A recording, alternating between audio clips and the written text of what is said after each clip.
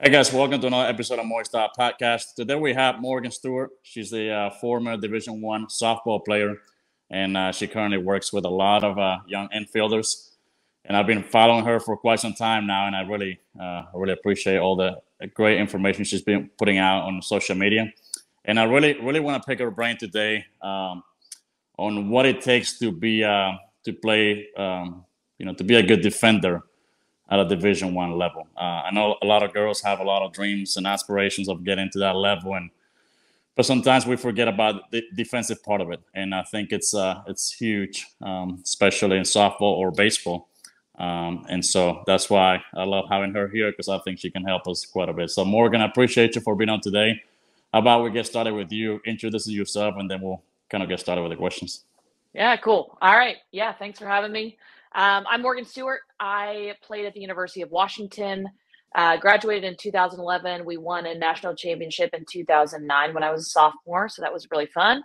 I've also coached at the college level, coached as a volunteer at UC Riverside, coached as an assistant coach at Loyola Marymount. Back in 2014, decided that I wanted to be more on the developmental piece with the younger kids. Started the package deal clinic group as a co-founder again back in 2014, and have traveled the country. And now I am doing kind of my own thing, just defense in Anaheim, California. And it's kind of blowing up. People are, I feel like, finally listening to the fact that fundamentals never die, and we kind of need them. Right, right. Yeah, that's pretty good point. I mean, fundamentals they can't get old. I mean, it's pretty important. So now, when it comes to starting a girl like in softball, when it comes to defense, what age do you think they should start their fundamentals? I don't take anyone younger than 8 years old, just for lessons wise. If they want to get started earlier, which I have a lot of parents that want to bring their like 5, 6, 7 year olds. Parents get a little bit impatient, but yeah, if in terms of lessons, I wouldn't recommend anybody younger than 8, just because you're paying for them to pay attention, and any younger, it's kind of turns into babysitting. But at home, they can absolutely start tossing the ball around, start playing catch, and just like developing coordination um, as young as 5 years old. Yeah, it just really depends on the kid. Right now, when it comes to once they get to that age, what do you think they should start off with? Should they start off with the footwork, the throwing part, or more like the receiving technique of it? Um, I would I would definitely start with receiving, because the biggest thing with kids especially is if they're afraid of the ball, Mhm. they're not going to like the game. Right. They're not going to want to play catch. And so really getting them into, all right, I can defend my face at least. That's probably the first step. Right, and then go into footwork and obviously the throwing part. Yeah. Yeah, yeah, yeah. So now, when it comes to like somebody, let's say we kind of skip a little bit of the youth, and now they have aspirations to play at the Division One level. So like, where do they start? Like, how do they know what it takes to play at Division One level defensively? Division one is a different animal, right? You can like softball, you can be really good, but if you're not willing to uh, put time and effort into the really small things, like kind of the boring stuff that people think is boring. I've been around a lot of rec leagues lately, and just the difference between uh, the focus on playing catch and doing the little things very, very well isn't there in a rec league, because it hasn't been taught yet, right? That's the very beginning stages. But once you get into 14, 15, 16 years old, if you don't really enjoy that grind, quote unquote, of being out there every day, it doesn't have to be hours a day because these kids have lives, but uh, practicing fundamentals, doing your knee picks, doing your throwing mechanics, doing your arm care, that stuff, especially when you're in high school, should feel like it's not really work. It's like you want to be out there. And I think that's the difference between Division One and any other level of play, is that those are the kids that it's not a question. They're not thinking like, oh man, I'm really giving up so much. It's like, well, no, this is what I want, so this is what I'm going to do. And I think that's the difference of the mindset. It's not pulling teeth every time that they need to practice. This is my journey. This is what I want, and I'm out here doing it. There's no decision even made. Right, right. Now you mentioned a little bit about the throwing part, like arm care. Like, how important do you think that is, and especially at the high level? Arm care is critical. If you aren't taking care of your arm as a defender, that's your biggest asset, right? We can get by without a strong, like super, all right, throwing 75 miles an hour across the infield, but because we can develop our footwork, we can be quicker, we can do different things to, uh, lessen the toll on a weaker arm. But in terms of injury, if our arm's injured, we're out of there. So Mm. pre-throwing treatment, strengthening your shoulders. I work really closely with Adrian Gomez from 212 Athlete, and he's older than me. I don't know his exact age, but he's still throwing games. And like, that is abnormal in terms of somebody that's not a professional baseball player. He teaches throwing for a living, and he's out there actually practicing what he preaches. Super important. And there's ways to support our arm care other than just having an actual throwing program. We've got weighted balls, we've got crossover symmetry bands. There's a lot more information now than there's ever been. So Mm. there's kind of no excuse not to take care of your arm. Right. Yeah, that's your pretty good point. I actually just had him last week on this podcast too, and um, and then he talked about the importance of arm care, because me myself, I went through the same thing. I didn't know how to take care of my arm back when I was playing, and now, I'm paying for it right now that I'm coaching. But now, when it comes to once you got to your freshman year in college, what do you think was the biggest impact? Like, at the biggest what the most shocking thing for you when you got to that level compared to high school? The game's just faster. Every level of play, the game, there's certain levels where it changes, right? Obviously, 10 to 12 you got a different ball. You've got as you get to high school, now you're like at the 43 feet mark. Like, the game changes slightly, but in terms of high school to college, or like travel ball to college, the game is just that much faster. In terms of, people think the game faster, the balls are hit harder, base runners don't hesitate, and if you make a mistake, the team with the fewest mistakes is likely going to be the winner. So there's just more pressure, and you're playing against grown women. As like a Hmm. 17 or 18-year-old, you're playing against, in some cases, you've got 22, 23-year-olds that have redshirted, or now with like all the COVID years, you've got like literally 23-year-olds out there, and Right. it's a different ball game, right? It's like a 5-year-old playing against a 10-year-old. Right. There's no comparison. So that's the biggest thing. And then I would say, lastly, which I probably should have said this first, is just the importance of the mental game. And you play so many games, and you're going to fail a ton, just because that's the nature of the game. And because you're doing this like a job, on the D1 level, it's like a job. It's pretty much your first priority. They say school's your priority in college ball, but like, being real about it, what you care about is the softball. If you don't take care of your mental game, it's going to really, really hurt you.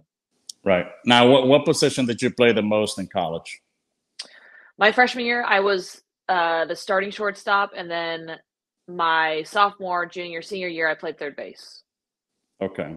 And so let me ask you this. So kind of getting a little bit away from mechanics, when it comes to like actually paying attention to the game. So so did you have to play different hitters different ways? Like, you have to come in a little bit, maybe you have to go more to your left, to your right.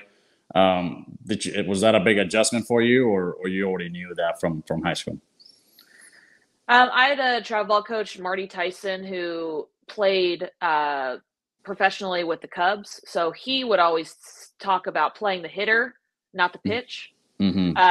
So I don't know, as you're going through, from the time I got to high school, like, you can see the pitches, and you're like relaying the pitches to your outfield. You're like, okay, curveball to a righty, it's going to go to like my left side, because it's going to be outside. They're going to like hit the ball the proper way. It's like, no, most of these hitters are like pull hitters, and it's going to either go right to me or maybe even to my backhand side, depending on the speed of the pitch.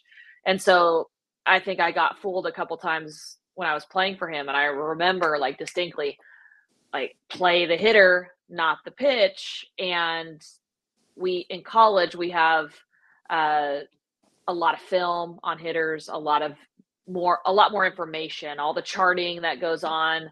If you're watching college softball now on TV, you're seeing these coaches like they're not just out there watching and like coaching live. They've got charts, they've got information, they have so many pieces that they can tell their players. So that was, I think, in terms of placement and how I played, I learned more as I went. But as a shortstop, it was definitely tough. I think the shortstop that replaced me, Jen Salling, who Canadian national team, All-American. I will say this, and I haven't said this many times, is she was a better shortstop than me. She had better footwork. She had 2 more years experience, even playing on the international level, when I was just an 18-year-old kid, just out there going, all right, here we go, Right. So more reps and more time on the field and playing the game means a lot as a high-level shortstop, for sure.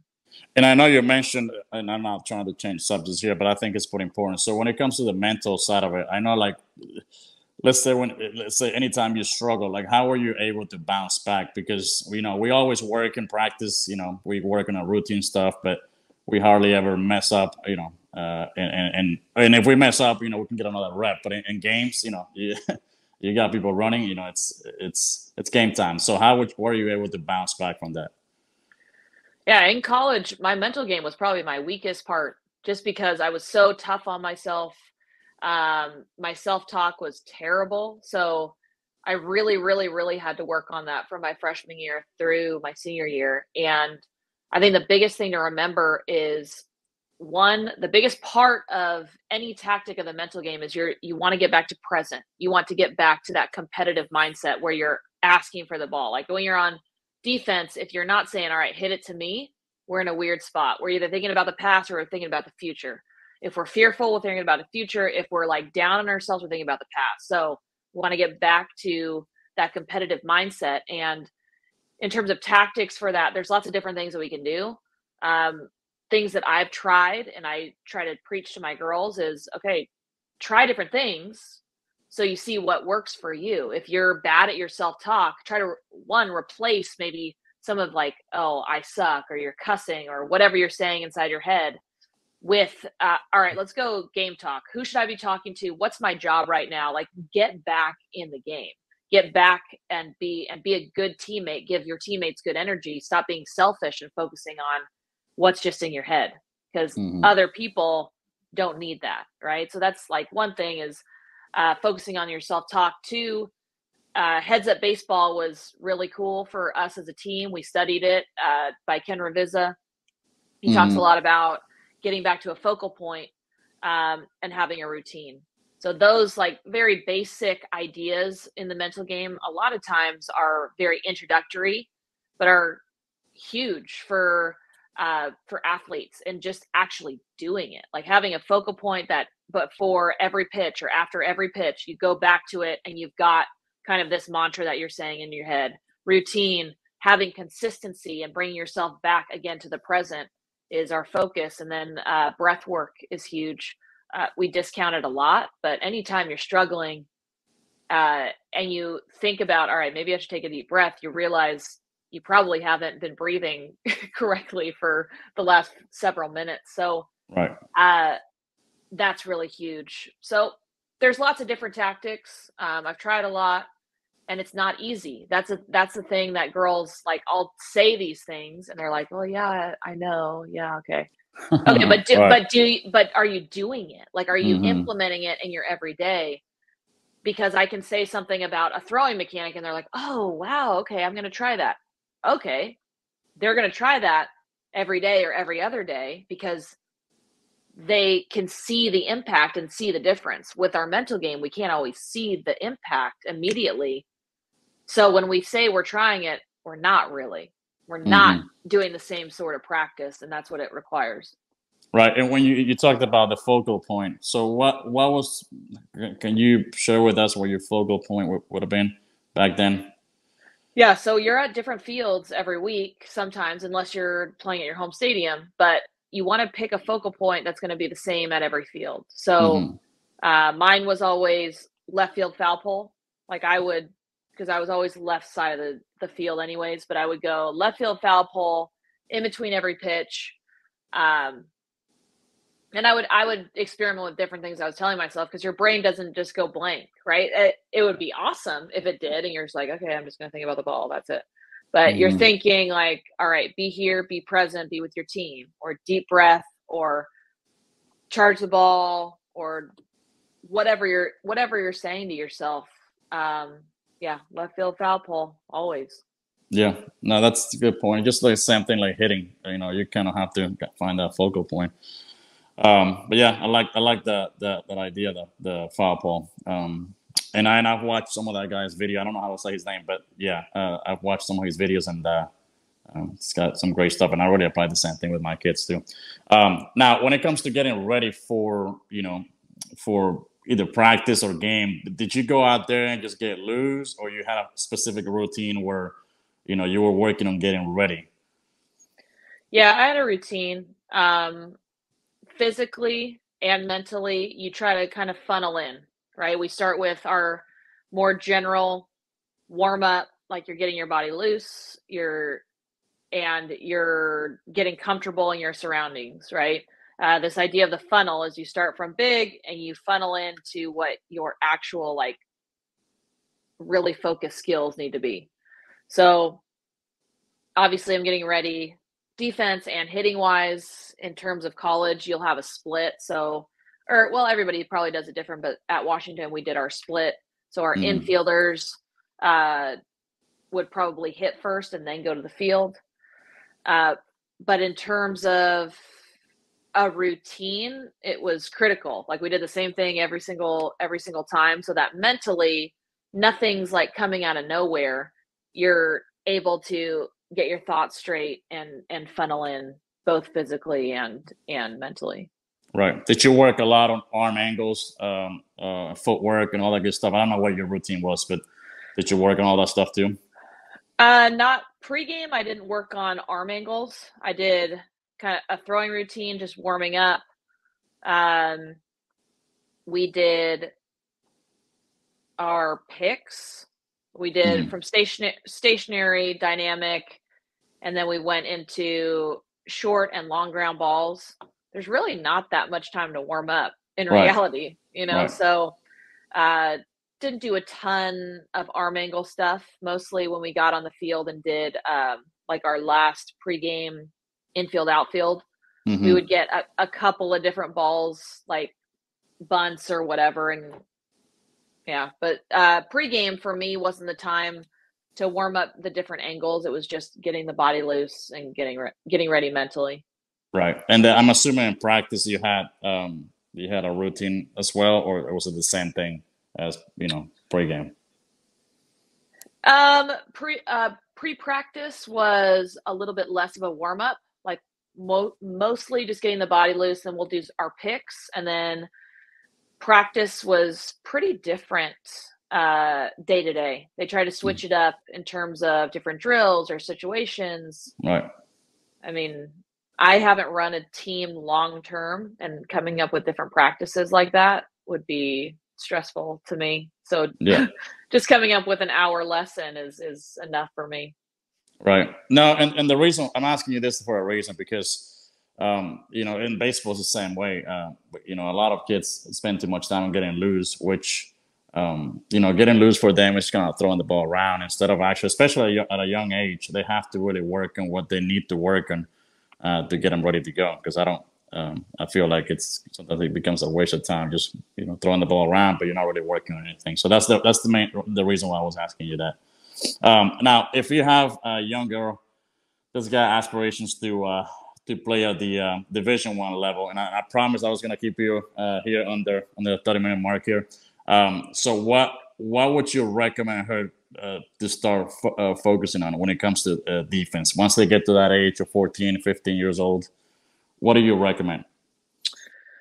By that time, she should have really clean glove patterns, right? So like her gloves not moving a ton, her gloves pretty much still, and her feet get her everywhere she needs to go. So I think the biggest difference between high level infield and an infielder that can make it D2, D3, whatever, is the importance of the footwork. Because footwork, uh, that makes any hard play look easier. And then when you Hmm. get to the really outside of routine plays, that's when kind of magic happens, which doesn't happen like a ton, but that's when you get defenders like assist baits. Like every single routine play gets made because she makes it look easy, and then you're able to do the really cool plays that fire your team up, and give you guys some energy and momentum on the other side. But I would say focus on footwork for sure. Right, and that was going to be my next question when it comes to, what you thought was the big difference in infield and the Division One level and high school level, and I don't know how much you got to see junior college or Division Three or anything like that, but you're saying footwork, which yeah, I think that's huge, because you don't want to be in the infield with heavy feet, and you can have quick hands, but if you don't move your feet, you're gonna have a hard time coming, getting there. Yeah, I mean, I think people discount how much feet can even impact transfer time. Like if your feet aren't set and ready and in a position where you're going to throw, then even if the ball's out of your glove and you're not ready to throw with your lower half, you're not going to get rid of the ball. So everything needs to be working uh, together, but I think feet are definitely what I would focus on for sure. Right. Well, I wanted to wrap it up real quick with four fun questions here. So I know you've been working with a lot of girls, and I know you started your social media and it's blown up, and I think you're posting a lot of great stuff. So what would be your favorite player that you like to work with in lessons? Oh man, my favorite player. I can't do that, man. That's like No, I mean don't say names. I just want you to kind of describe what your favorite player will be. My favorite player is one that's always early, that is watching the lesson before and listening to different cues, kind of knows what to expect going into the lesson. Um, Takes care of her glove, never throws her glove, and has really good eye contact and hustles. I mean, and then other than that, the rest kind of will take care of itself, because when you get there early, you know what you're looking for, and you're able to listen and make adjustments, everything else takes care of itself. What about your least favorite player you like to work with? Least favorite player is somebody that says I know after giving them a correction. Mm, right, right. That's I mean, as an instructor, when you hear that, you're like, okay. Yeah, yeah, that drives me crazy. Now, what about your favorite team? Again, I know there's a tough one here, but favorite team that out of all the years you've played, college or high school, what was your favorite team and why? Like favorite um year, I guess. yeah, I just have to go to 2009. It's easy for me just because everybody's a little bit upset at the end of the season if they don't win the championship, and we were able to win that year. Hmm. And there were so many great leaders I could learn from. You've got like Ashley Charters, Danielle Laurie, Jen Salling. We had 7 seniors on that team, and it was pretty amazing. But yeah, that's what I got. That's cool. What about your biggest pet peeve as a coach? I would say not having a ball in your glove when it's in your bag, like smushing your glove, and like when they try to field, they can't even open it anymore because it's like misshapen. So that is drives me up the wall. Right, right. Awesome. Well, I really, again, I promise I will keep you on the 30 minutes. So and I think I That's did okay. good. Yeah. So I really appreciate you for being on today. I know I've been trying to get you on for a while, but I know you've been real busy with everything. So I appreciate your time. Where can we find you on social Yeah, media? on social media, I've got 2 accounts. I've got so many accounts, but Morgan Stewart 18. I'll post some random stuff and announcements, but defense lessons, I'm posting all those more educational videos about defense. Okay. Yeah. If you're watching this on YouTube, I'm gonna leave the links below so you can go follow her. I highly recommend it.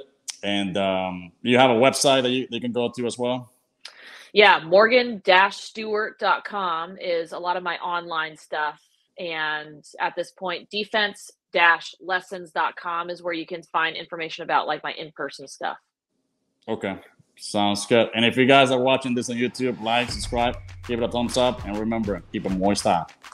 Hey guys, Moy Style Baseball here. If you're interested in having me come out to your city for a fielding camp or a hitting camp, or if you're in the Oklahoma area and you're looking for private lessons or group lessons, you can shoot me a text at 251-509-3815. You can also email me at moystyle33@gmail.com. Keep it Moy Style.